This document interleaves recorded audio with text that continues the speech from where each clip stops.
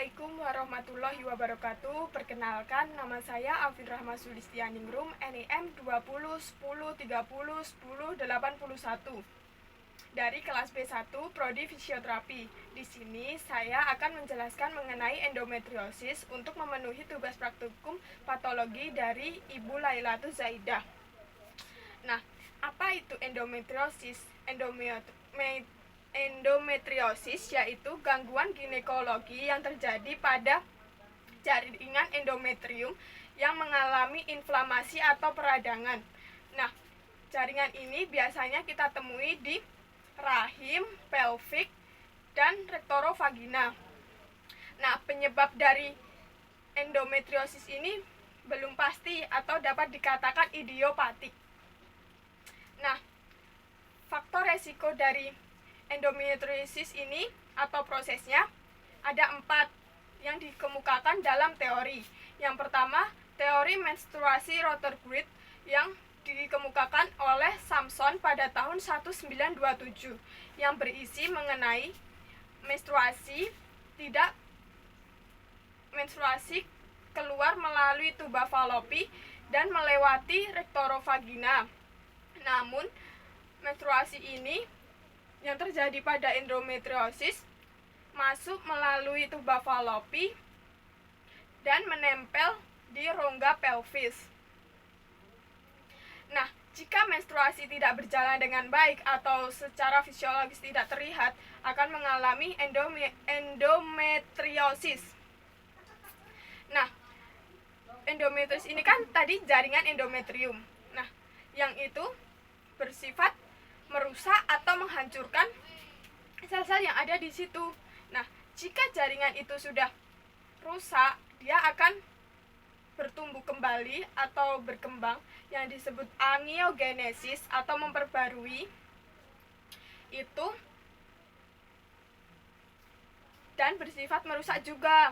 Kemudian yang kedua, teori imunologik dan genetika yang disampaikan oleh Domishwicz yang berarti jika wanita yang mengalami endometriosis akan mengalami imunitas yang turun dikarenakan bakteri makrofag tidak bisa membersihkan zat sisa menstruasi. Yang ketiga, teori metaplasia di mana rangsangan dari sel-sel epitel mengalami tumor atau bunderan gitu yang ada di rongga pelvis dan mengakibatkan endometriosis. Tumornya itu menempel di dinding di dinding rahim dan mengakibatkan endometriosis. Kemudian yang keempat yaitu teori emboli limfatik dan vaskular, di mana teori ini membahas mengenai endometriosis berada di luar pelvis yang terjadi pada nodul limfa. Jadi ada sebuah endometriosis yang berkembang di nodul limfa tersebut dan bisa menyebar di paru-paru. Kemudian tanda dan gejalanya apa saja ya? Nah, tanda dan gejalanya itu yang pertama, nyeri pelvik atau panggul yang terjadi pada 24 sampai 48 jam sebelum menstruasi dan setelah menstruasi atau sedang terjadinya menstruasi. Yang kedua, dysmenorrhea yaitu nyeri haid yang terjadi karena adanya perdarahan pada endometrium yang terjadi pada di posisi panggul. Kemudian yang ketiga yaitu disparunia, yaitu nyeri yang terjadi karena berhubungan seksual atau bersenggama yang mengalami ketidaknyamanan saat berhubungan, dan itu terjadi karena jaringan endometrium sudah menempel pada dinding rahim. Kemudian yang terakhir yaitu infertilisasi,